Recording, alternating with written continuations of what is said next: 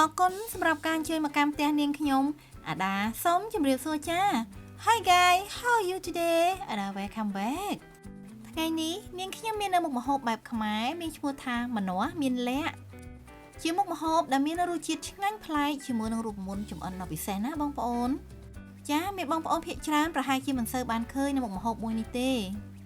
សម្រាប់រសជាតិវិញនាងខ្ញុំហ៊ានធានាថាឆ្ងាញ់ខ្លាំងណាស់បងប្អូនចាសូមអញ្ជើញទស្សនាវិធីចម្អិនជាមួយនាងខ្ញុំទាំងអស់គ្នាណាតែកុំភ្លេចជួយ like ជួយ share និងជួយ subscribe channel ឲ្យនាងខ្ញុំផងណា A delicious and unique dish please come to cook with me and don't forget to like to share and subscribe my channel សម្រាប់គ្រឿងផ្សំគឺនាងខ្ញុំមានសាច់ជ្រូកចំនួន4ខាំបងប្អូនចាសម្រាប់សាច់ជ្រូកគឺយើងប្រើសាច់ដែលមានជាប់ខ្លាញ់តិចៗណាបានឆ្ងាញ់ចា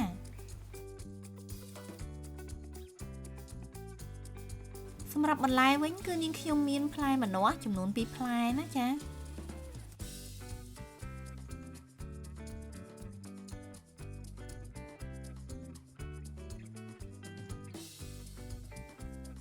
សម្រាប់គ្រឿងផ្សំផ្សេងទៀតនាងខ្ញុំមានដូចជាទឹកស៊ីអ៊ីវ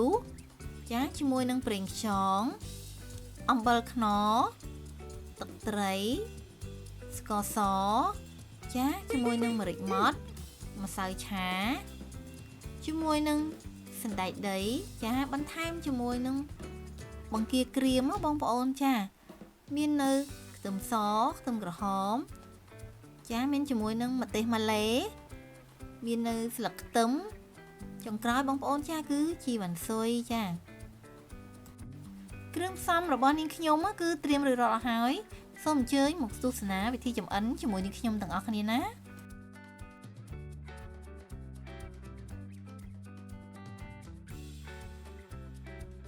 ចាជាដំបូងគឺនាងខ្ញុំយកបង្គាក្រៀមណាបងប្អូន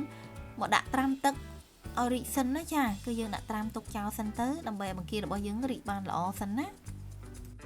ចាបន្តមកទៀតគឺនាងខ្ញុំចាប់ផ្ដើមរៀបចំផ្លែម្នាស់សម្រាប់ម្នាស់ទី1នេះបងប្អូនគឺនាងខ្ញុំធ្វើជាលក្ខណៈផ្ដេកចាយើងត្រូវយកសម្បកខាងក្រៅហ្នឹងគឺចេញមួយផ្នែកដើម្បីយើងឆ្កឹះយកសាច់ខាងក្នុងណាចាផ្លែម្នាស់គឺមានបន្លារឹងនៅផ្នែកខាងក្រៅនិងមានសាច់ដែលមានក្លិនក្រអូបនិងរសជាតិឆ្ងាញ់នៅផ្នែកខាងក្នុងណាចាម្នាស់ត្រូវបានគេដាក់ឈ្មោះថាជាផ្លែឈើដែលផ្ដល់នូវសុខភាពល្អបំផុតនៅលើពិភពលោកចាដោយសារតែម្នាស់គឺมันមានផ្ទុកនៅជាតិខ្លាញ់និងកូលេស្តេរ៉ុលទេណាបងប្អូនចាថែមទាំងសម្បូរទៅដោយវីតាមីន A វីតាមីន B និងវីតាមីន C ប៉ូតាស្យូមម៉ង់កាណេសទង់ដែងនិងសារធាតុរ៉ែជាច្រើនប្រភេទផ្សេងទៀតដែលរាងកាយរបស់យើងត្រូវការជាប្រចាំថ្ងៃចានៅពេលដែលយើងយកសម្បកចេញហើយបងប្អូនគឺយើងត្រូវឆ្កឹះនិងកោសយកសាច់ខាងក្នុងហ្នឹងគឺចេញឲ្យអស់ណាចា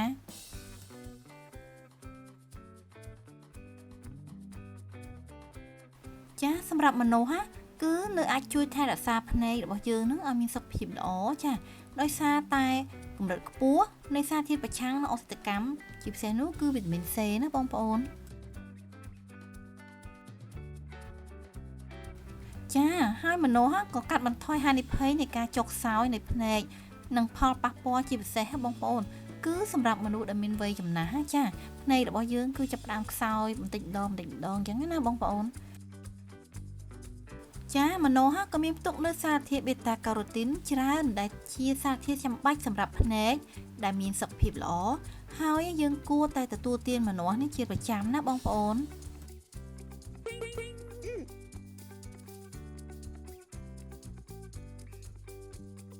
ចាសម្រាប់ម្នាស់ទី2វិញគឺនាងខ្ញុំធ្វើជាលក្ខណៈបញ្ឈរណាបងប្អូនគឺយើងត្រូវកាត់ផ្នែកខាងលើចេញចាហើយយើងយកសាច់ដែលនៅខាងក្នុងនោះចេញឲ្យអស់ដូចគ្នាណាចាម្នាស់ក៏ជួយការពារនៅជំងឺមហារីកម្នាស់ទុកនៅសារធាតុប្រឆាំងអុកស៊ីតកម្មជាច្រើនដែលជួយក្នុងការចាប់យកប្រឆាំងនឹងរ៉ាឌីកាល់សេរីហើយនេះគឺធ្វើឲ្យដំណើរការនៃកោសិកាមានដំណើរការយឺតបងប្អូនដូច្នេះហើយគឺអាចការពារជំងឺមហារីកបានមួយចំនួនទៀតផងតាមពិតទៅការស្រាវជ្រាវបានរកឃើញថាអង់ស៊ីមនៅក្នុងម្នាស់អាចបង្រួមឬក៏សម្លាប់កោសិកាមហារីកបានណាបងប្អូនម្នាស់ក៏ជួយពង្រឹងសុខភាពឆ្អឹងបន្ថែមពីលើការផ្ទុកវីតាមីន C ម្នាស់ក៏មាននៅម៉ង់កាណេសច្រើន ដែលជួយពង្រឹងដល់ឆ្អឹងនិងជាលិកាភ្ជាប់ណាការសិក្សាមួយក៏បានបង្ហាញថាម៉ង់កាណេសជួយការពារជំងឺពុកឆ្អឹងចំពោះស្ត្រីក្រោយអស់រដូវទៀតផងណាបងប្អូនចាសម្រាប់មនុស្សតើបងប្អូនចូលចិត្តស្ទាយមួយណាដែរចាផ្ដេកឬមួយក៏បញ្ឈរដែរចាប្រសិនបើបងប្អូនណាស្រឡាញ់ស្ទាយមួយណាអាចធ្វើស្ទាយមួយនឹងបានចា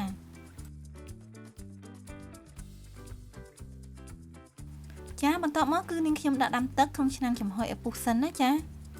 បន្ទាប់មកគឺយើងយកសម្បកម្នាន់នេះបងប្អូនគឺមកចំហុយប្រហែលជា5ទៅ10នាទីដើម្បីធ្វើឲ្យសម្បករបស់យើងនឹងទន់បន្តិចចា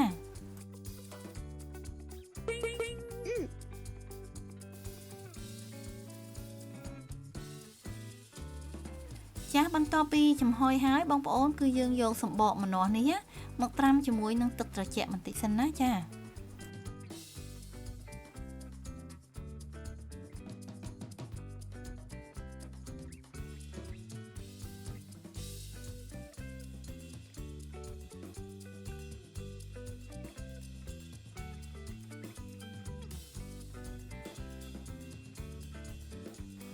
សម្រាប់សាច់ម្នាស់វិញគឺយើងត្រូវយកមកច្របាច់ទឹកចេញឲ្យអស់សិនណាបងប្អូនចា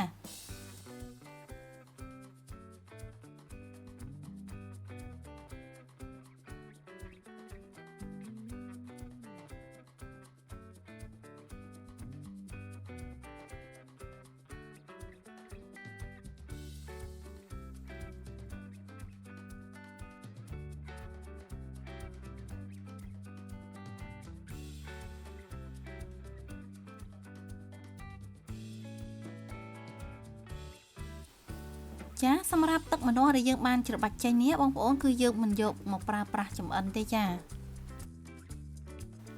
សម្រាប់សាច់ម្នាស់វិញដែលយើងពូតទឹកហើយគឺយើងត្រូវទុកម្ល៉េះសិនណា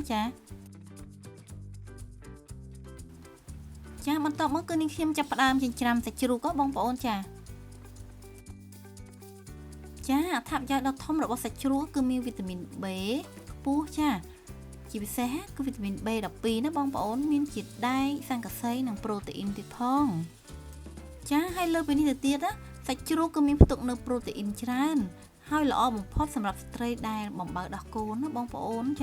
ព្រោះមានផលប្រយោជន៍ល្អក្នុងការផលិតទឹកដោះរបស់អ្នកម្ដាយយើងចិញ្ច្រាំសាច់ជ្រូកនឹងឲ្យរាងម៉ត់បន្តិចសិនណាបងប្អូន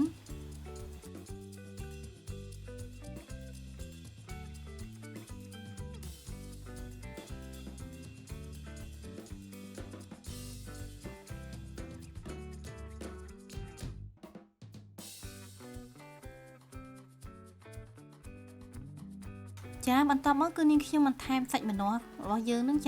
ចូលចិញ្ច្រាំជាមួយជាទូទៅសម្រាប់ម្នាស់គឺយើងយកមកចិតឆាជាធម្មតាមែនទេបងប្អូនប៉ុន្តែសម្រាប់មុខម្ហូបនេះគឺយើងពូតទឹកចេញរួចយើងយកតែសាច់ម្នាស់ទេបងប្អូនមកចិញ្ច្រាំជាមួយនឹងសាច់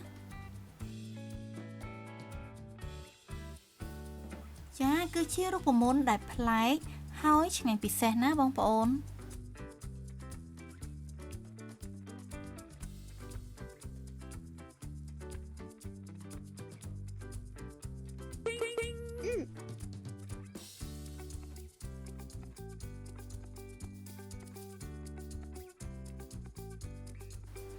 ឥឡូវនេះសាច់របស់នេះខ្ញុំគឺចិញ្ច្រាំរួចហើយ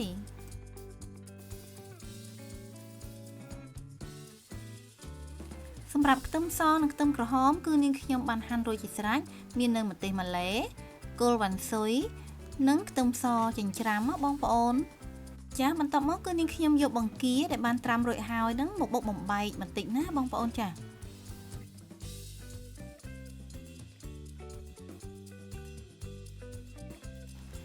រួចហើយគឺបន្ថែមជាមួយនឹងខ្ទឹមសខ្ទឹមក្រហមនិងម្ទេសម៉ាឡេចូល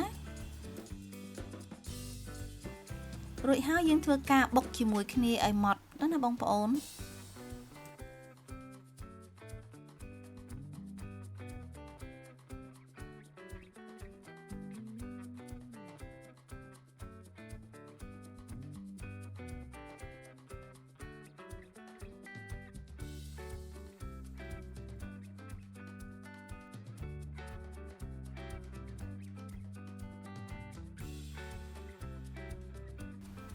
ចាបន្ទាប់មកគឺនាងខ្ញុំធ្វើការបុកសណ្តែកដីវិញម្ដងណា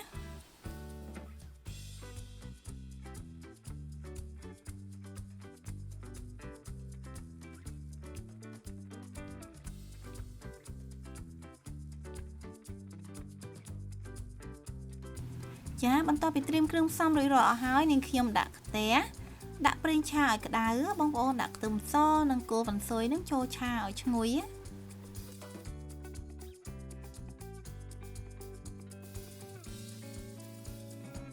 ចាបន្ទាប់ពីឈ្ងុយហើយទើបនាងខ្ញុំបន្ថែមសាច់ជ្រូកចូលឆាជាមួយ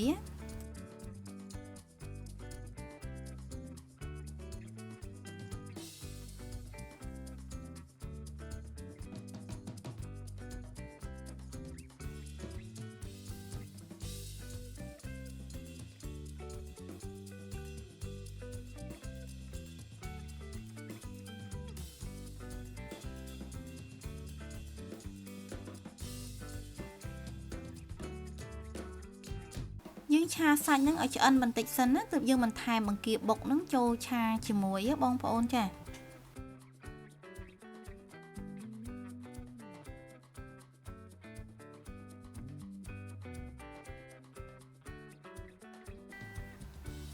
យើងឆាឲ្យស្ងួតទឹកបន្តិចសិនណាទើបយើងបន្ថែមគ្រឿងផ្សំណា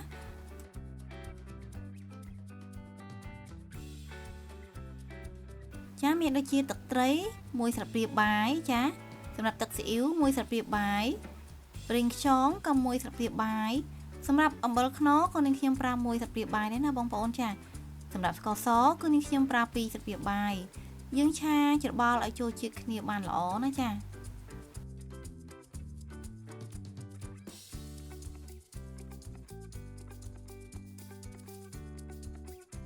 ចារួចហើយគឺនាងខ្ញុំបន្ថែមជាមួយនឹងម្រេច1ស្លាបព្រាកាហ្វេចាចុងក្រោយគឺនាងខ្ញុំបន្ថែមជាមួយនឹងសណ្តែកដីចាសម្រាប់រសជាតិវិញបងប្អូនណាអាចបន្ថែមឬក៏បន្ថយទៅតាមចំណង់ចំណូលចិត្តណា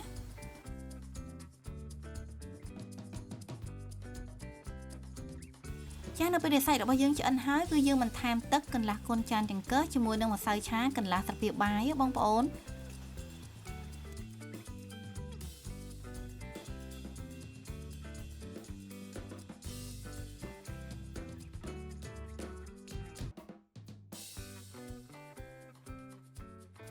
យើងឆាឲ្យសាច់របស់យើងហ្នឹងគឺរាងស្ងួតទឹកល្អហើយទើបយើងបន្ថែមជាមួយនឹងស្លឹកខ្ទឹមជាមួយនឹងជីវ៉ាន់ស៊ុយបងប្អូនគឺជាការស្រេចតែម្ដងណាចារួចហើយគឺយើងដួសសាច់របស់យើងហ្នឹងដាក់ចូលទៅក្នុងម្នាស់ដែលយើងបានត្រៀមរួចជាស្រេចណាចាមុខម្ហូបម្នាស់មានលក្ខរបស់នេះខ្ញុំពិតជាមានរសជាតិឆ្ងាញ់ប្លែកណាបងប្អូនចាគឺមានរសជាតិប្រៃផ្អែមជូរតិចតិចមានក្លិនឈ្ងុយពីសណ្តែកដីនិងមានក្លិនឈ្ងុយពីម្នាស់ណាចាគឺយើងដួសសាច់របស់យើងនឹងដាក់បំពេញសាច់ម្នាស់តែម្ដងណាកុំភ្លេចណាអាចសាកល្បងជាមួយមុខម្ហូបពិសេសមួយនេះពិសាទាំងអស់គ្នាណាបងប្អូនប្រសិនបើបងប្អូនណាមានចម្ងល់អ្វីអាច comment នៅខាងក្រោមវីដេអូរបស់នាងខ្ញុំបានណាចាប្រសិនបើបងប្អូនពេញចិត្តនៅវីដេអូរបស់នាងខ្ញុំណាកុំភ្លេចជួយ like ជួយ share និងជួយ subscribe channel ឲ្យនាងខ្ញុំផងណាបងប្អូននឹងបានជួបជាមួយនឹងអាដាជួបជាមួយនឹងរបបអាហារនិងចំណេះដឹងផ្នែកសុខភាពទៀតផងណាជាចុងក្រោយនាងខ្ញុំក៏សូមអរគុណសម្រាប់ការចំណាយពេលវេលាដ៏មានតម្លៃក្នុងការទស្សនាវីដេអូរបស់នាងខ្ញុំណាជួបគ្នានៅវីដេអូក្រោយៗទៀតជម្រាបលាអរគុណ